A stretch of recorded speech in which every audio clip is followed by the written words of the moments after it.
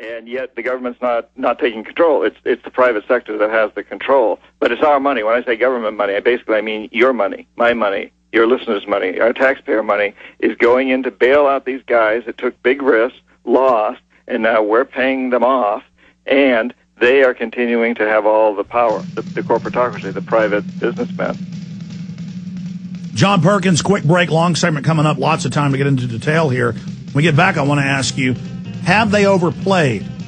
Is it so obvious and just incredibly arrogant what they've done? Do we have a chance as a world to get the word out about this and bring these people to justice? And then if we do, what do we set up? What's the new system? How do we move forward?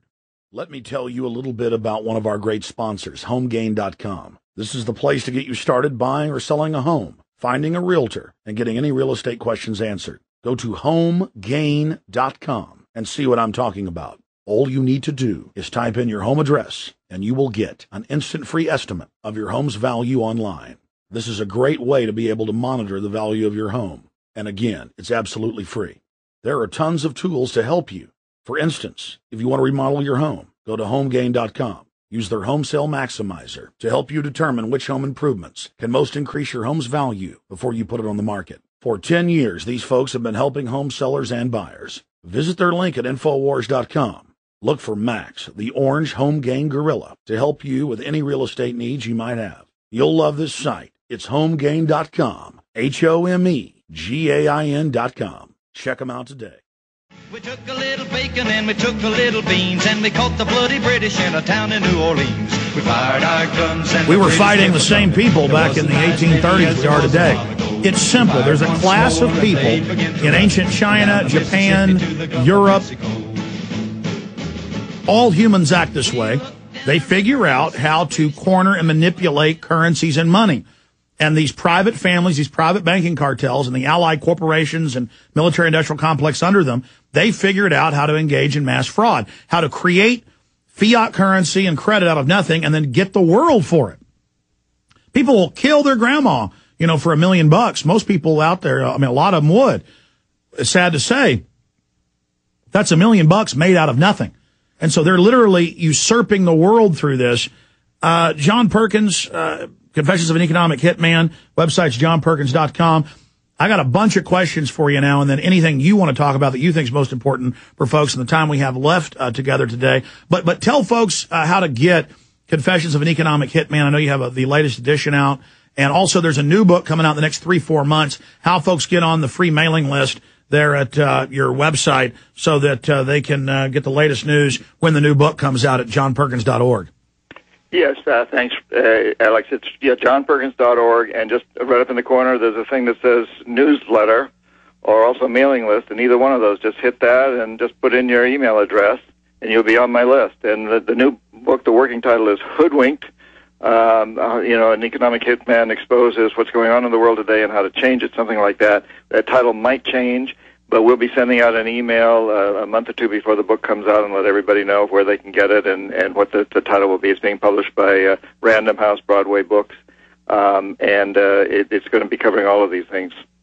John, a lot of books have been written from similar perspectives or angles, but obviously you're a great writer and have this amazing history.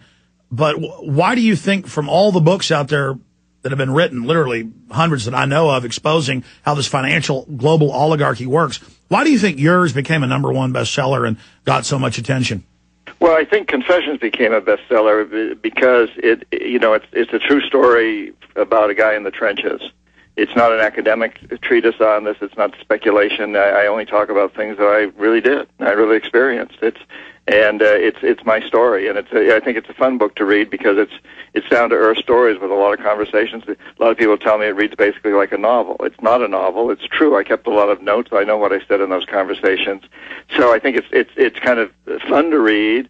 It's got sex, drugs, and rock and roll in it, and it's not academic, and yet it covers the real truth behind the economics that went on and some of the economic principles behind it, but I think in a way that's kind of readable. Mm-hmm. The new book I'm writing now, I'm very, taken by how many books there are right now on what's the minutiae, the detail of what's going on in the economy and how to fix it. That's all necessary. Those are Band-Aids, Well, how are we going to deal with AIG? How are we going to deal with the auto industry and Bank of America, et cetera, et cetera? But why not talk about the cause of it? Why not talk about who did it? Yeah. Well, that's what I'm doing. That's why my book, I think, is very different because it's saying, look, everybody else is talking about triage, the Band-Aids. We need the triage. We need the Band-Aids. They're not undercutting the need for that at all. But what I'm saying is we got to get at the, what caused the heart attack. You can have a triple bypass, but if you don't change your diet or whatever it was that caused it, you're just going to have another heart attack. And that's what we're going through. We can do all the triage we want, but if we don't get at the root of the problem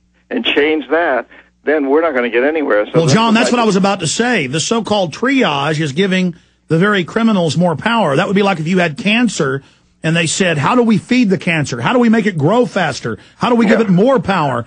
I mean, that's not how you treat the cancer, is adding more carcinogens. No, and that's exactly right. And so we need to go way beyond that, and that's what my book is about. How did we get here? What are the true causes of this?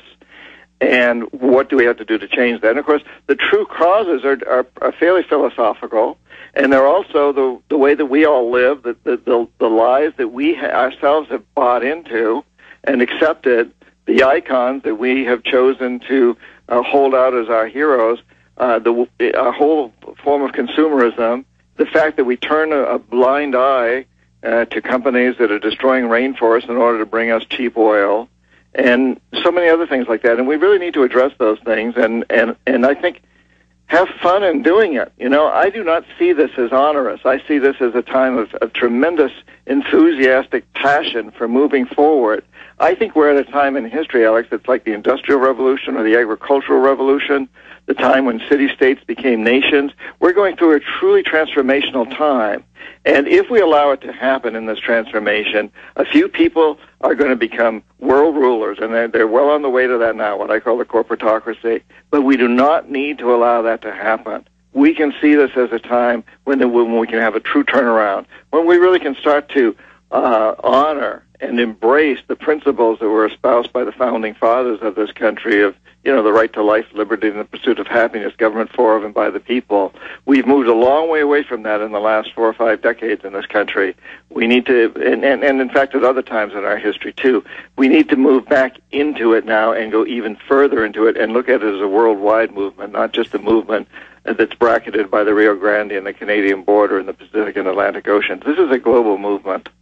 Well, John Perkins, I agree with you when you say we're at a crossroads, and the technocrats, the elites, the big foundations, the think tanks, as you know, say that. And they believe they're going to dominate the future. They believe they can set up this world tyranny under this corporate globalist model where they socialize our wealth, take it from us, and give it to themselves to then buy off and control our governments. And I want to talk about solutions of breaking free from this. But let's go back to the James Bond parallel. Ian Fleming, OSS, World War II, British intelligence, writes these books, and a lot of what's in those movies and books is true, a lot of it isn't. But when you take the gadgets out and the suave, angle, instead of James Bond going out and helping and fighting Spectre and the bad guys, James Bond really works for Spectre. And so you've got CIA, you've got MI6, and then above them is this global Bilderberg Group, Trilateral Commission, the inner rings of the CFR, who are these corporate players, these managers. And you were a mid-level, kind of a captain out there, engaging in the trench warfare on the ground to take over. They know what they're doing. They're making their move. And so in reality, James Bond would actually be the bad guy. He would go over to Iran in 1953 with Kermit Roosevelt from the U.S., CIA section chief, stage terror attacks, blame it on Mohammad Mossadegh, have him arrested, behead the cabinet, and bring in an oppressive police state in the Savak, which you cover in your book and I cover in my film, Terror Storm, a history government-sponsored terror. And so now we see them setting up the Savak, setting up this police state grid here in the United States.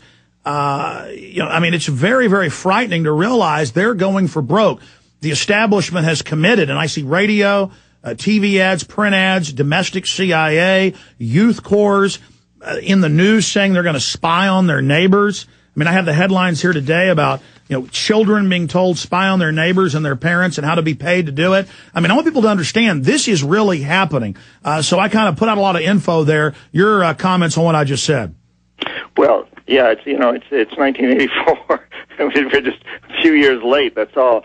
But you talk about Savak and you talk about even the SS, Hitler's people.